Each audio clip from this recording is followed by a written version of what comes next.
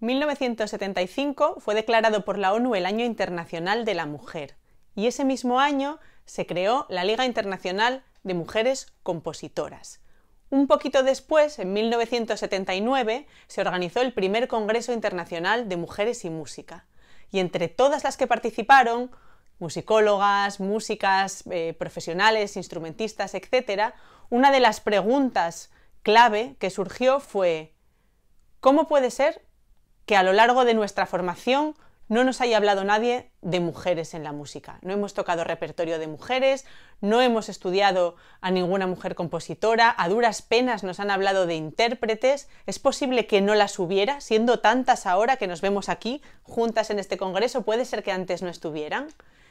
Y lo que se empezó a hacer a lo largo de la década siguiente, de los años 80, fue un trabajo de rescate de todos esos nombres olvidados que por supuesto que existían, pero estaban pues en las hemerotecas y en los archivos, partituras, referencias de prensa o diarios o cartas, y nadie se había preocupado por mirar para ellos. Eso es lo que se llama historia contributiva. Fue en el periodo en el que se sacaron del olvido todos esos nombres. Claro, una vez que juntas todo ese material, la siguiente pregunta lógica es: ¿por qué no las conocemos? Si a verlas haylas, ¿por qué no nos ha hablado nadie de ellas? Y así es como nace, en 1990 y en adelante, en esa década, la musicología feminista propiamente dicha, que es la que no solo rescata, sino que se dedica a cuestionar la norma patriarcal que estaba implícita detrás de esa supuesta objetividad de la musicología y de la historia de la música.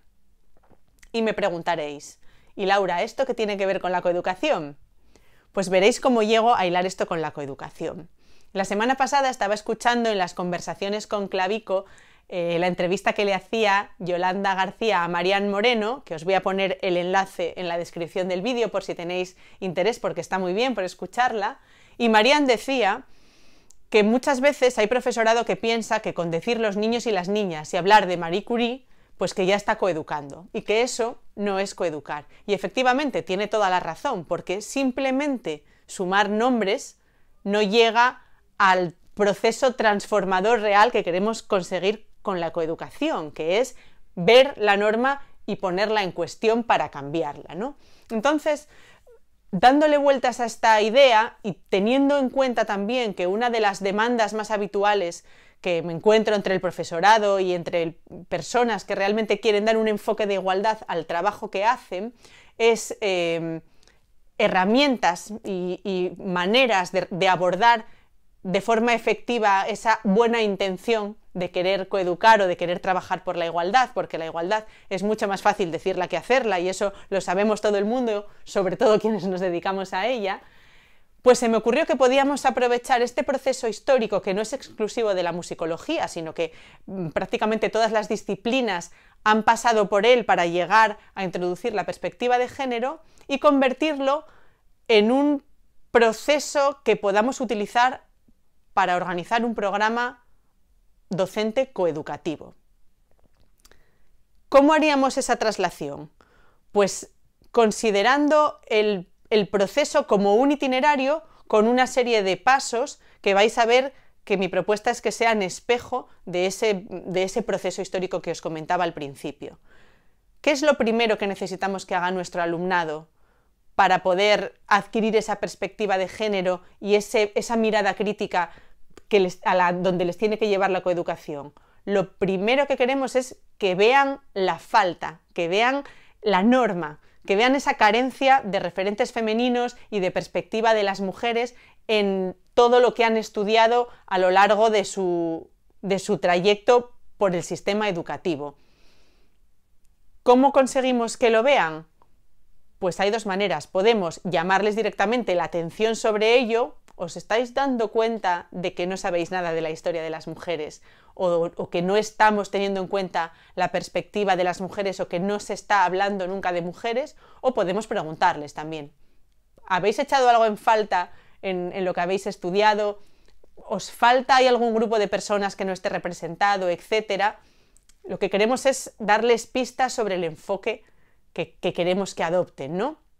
una vez que conseguimos que vean o al menos sembramos la duda sobre si están recibiendo toda la información en lo que están aprendiendo, el siguiente paso sería el de hacer esa historia contributiva, es decir, animarles a que busquen, acompañarles en la búsqueda o darles directamente los nombres de las mujeres o la perspectiva que queremos que vayan adquiriendo. Hoy, con el acceso a Internet, la verdad es que es muchísimo más fácil acceder a esa información de lo que era antes y es un trabajo que seguramente el alumnado puede hacer por su cuenta, pero es importante siempre este acompañamiento. Primer paso, que vean que algo falta. Segundo paso, que encuentren esa información que no han tenido. ¿Cuál sería el tercer paso? El preguntarse por qué. Con suerte se lo preguntarán directamente y nos harán la pregunta de ¿y por qué todo esto no lo sabíamos? ¿Por qué todo esto no se estudia? ¿Por qué de todo esto nadie nos habla? ¿O no nos han hablado hasta que llegaste tú? Y si no se hacen la pregunta, la hacemos nosotras. ¿Y por qué creéis que todo esto no aparece en los libros de texto o en los programas oficiales? Y ahí es donde podemos empezar a hablarles ya de teoría en el sentido de que las explicaciones ya van a ser pues el patriarcado, van a ser el androcentrismo, etc. Ya vamos metiendo conceptos. Y habría un paso más posterior después de todo esto, que es, vale, ya lo he visto, he encontrado lo que estaba oculto, me has explicado por qué estaba oculto, el siguiente paso es, ¿y esto cómo lo cambiamos? Porque esto es muy injusto, esto que me estás contando no tiene sentido, nadie está haciendo nada para solucionar esto. Y entonces ahí es donde hablamos ya de feminismo como movimiento, como acción política y como una manera de transformar el mundo. ¿Por qué es importante o por qué es útil plantearnos estos pasos como parte de un proceso? Pues porque lo que conseguimos así es evitar que se perciba la coeducación como cosas puntuales o como cometas que caen del cielo, ¿no? Como una lluvia de estrellas. De repente llega el 25 de noviembre, hay que hacer cosas de violencia. Llega el 8 de marzo, hay que hacer cosas de mujeres. Ha pasado algo, lo de la manada o un asesinato o alguna noticia importante, pues ahí aprovechamos y les metemos así al mogollón un poco de feminismo, un poco de referentes, un poco de crítica, un poco de patriarcado, y el alumnado al final lo que se siente es como si les estuviéramos tirando piezas sueltas y no saben qué puzzle tienen que montar con eso.